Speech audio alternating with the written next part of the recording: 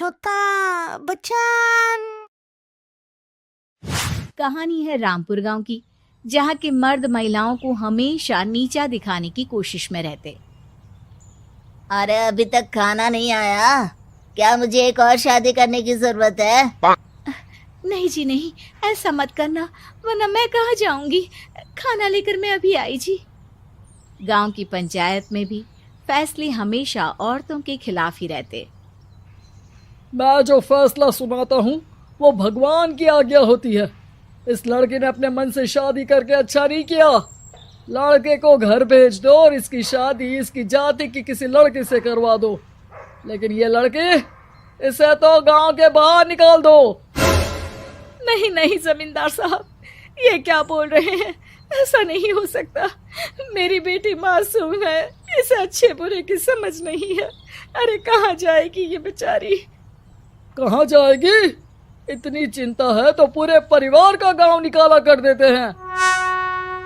बेचारे पूरे बसे बसाए परिवार को गांव छोड़ना पड़ता है। चाहे जो हो, अगर बेटियों को कंट्रोल नहीं कर सकते तो गांव में रहने का कोई मतलब नहीं है। यहाँ औरतों को दब कर रहना होगा।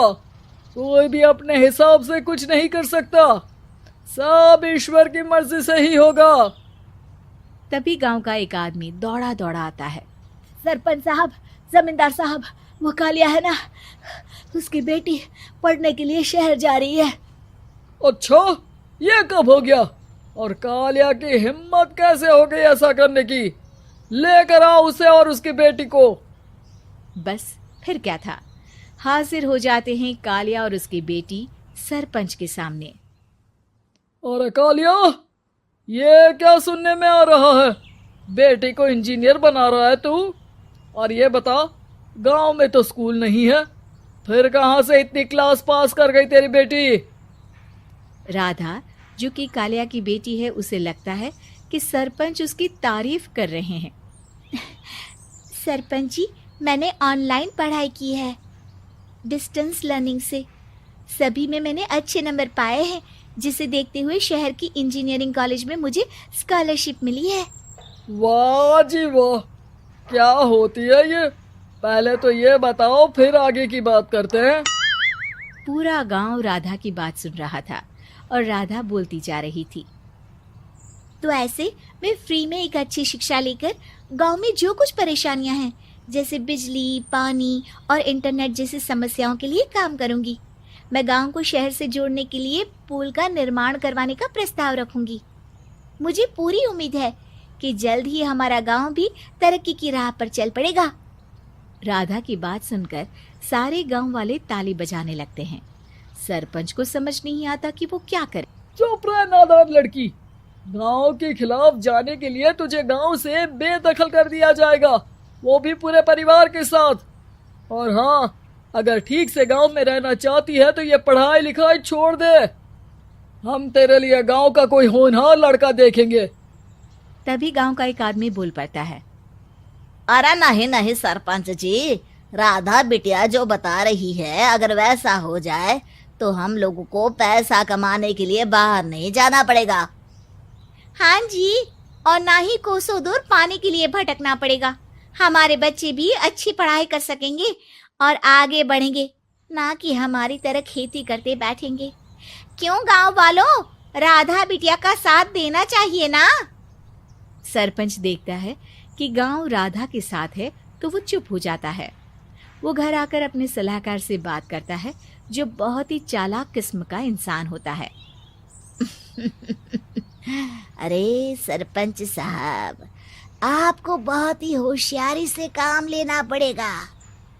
एक बार गांव तरक्की कर गया, यहाँ के बालक पढ़ लिए तो कोई ना पूछेगा आपको।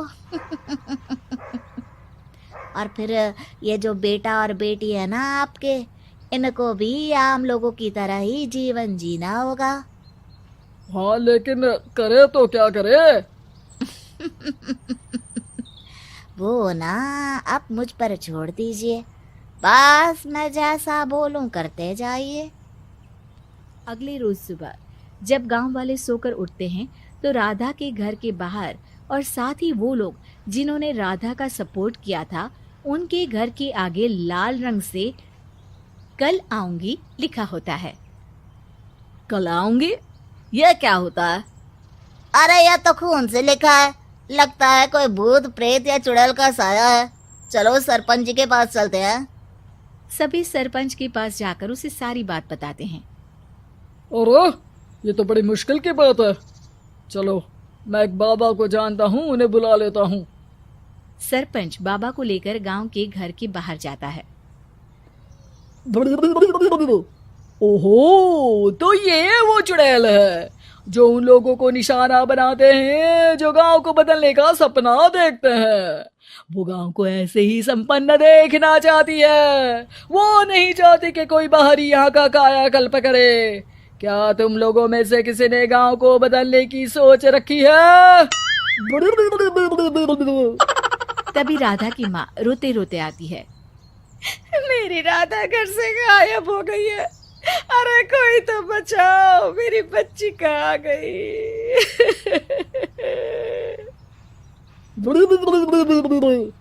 ले गई वो चुड़ैल, तेरी बच्ची को ले गई।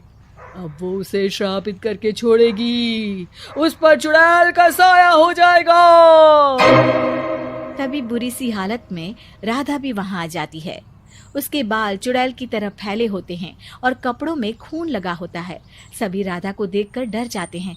माँ, पता नहीं मुझे कौन उठा कर ले गया था। अरे दूर दूर हो जा चुड़ैल, अब हम लोग इस गांव में नहीं रुकेंगे। अरे कैसे बातें कर रहे हैं आप? कल तो आप मेरे भरोसे गांव का हुलिया बदलने, अपने बच्चों को पढ़ाने और तरक्की उन्नति की बात कर रहे थे, तो आज क्या हो गया आपको? ये फिर तुम लोगों को बहकाएगी।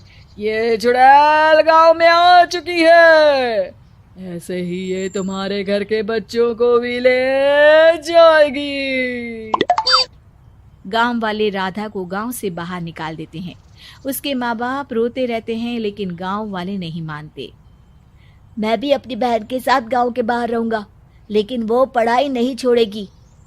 वहीं सरपंच के घर पर सलाहकार कहता है। देखा, सांप भी मर गया और लाठी भी नहीं टूटी। लेकिन अगले ही दिन सरपंच के घर के बाहर भी वही शब्द लिखे होते हैं। और फिर सरपंच की बीवी कहती है, हमारी बेटी को किसी ने अगवा कर लिया है। तभी राधा का भाई वहां आ जाता है। अरे गांव वालों, मैंने सरपंच जी की बेटी को देखा था। वो चुड़ैल उसे उठाकर ले जा रही थी। अरे क्या मजाक कर रहे हो? नहीं नहीं सरपंच जी, आप नहीं जानते। वो चुड़ैल अब आपकी बेटी में आ जाएगी, जैसे राधा के अंदर आ गई थी। तभी सरपंच की बेटी वैसी ही हालत में वहां आती है जैसे राधा आई थी। पापा, पता नहीं कैसे मैं गायब हो गई थी। चुड़ैल, इसके अंदर भी चुड़ैल का साया है, मारो इसे। अरे नहीं नहीं, इसे भी राधा के पास गांव के बाहर ही भेज दो। अरे चुप रहो, मेरी बेटी कहीं नहीं जाएगी और चुड़ैल वुड़ैल कुछ नहीं होता है। अरे कैसे बात कर रहे हो सरपंच जी? आप तो बोल रहे थे कि आपका फैसला भगवान का ज्ञान होता है, तो अपने पर बात आई तो अब आप ऐसे बोल रहे हैं। अरे ना ना ना, आपको अपनी बेटी को त्यागना ही होगा। अरे बुलाओ बाबा को। राधा का भाई बाबा को ले आता है, जिसे अब गांव वालों के डर के कारण सच बोलना पड़ता है। मैं कोई बाबा नहीं हूँ, मैं तो मोची था। ये सलाहकार महोदय ने मुझे कहा था एक्टिंग करने को। अब वो मुझे पैसे देने वाले हैं। अब मुझे माफ कर दो। गलती हो गई, मुझे माफ कर दो। तभी वहां राधा आ जाती है। देखा सरपंच जी, जब गांव के बच्चे साक्षर होंगे तो आप जैसे लोगों की चालाकी नहीं चलेगी।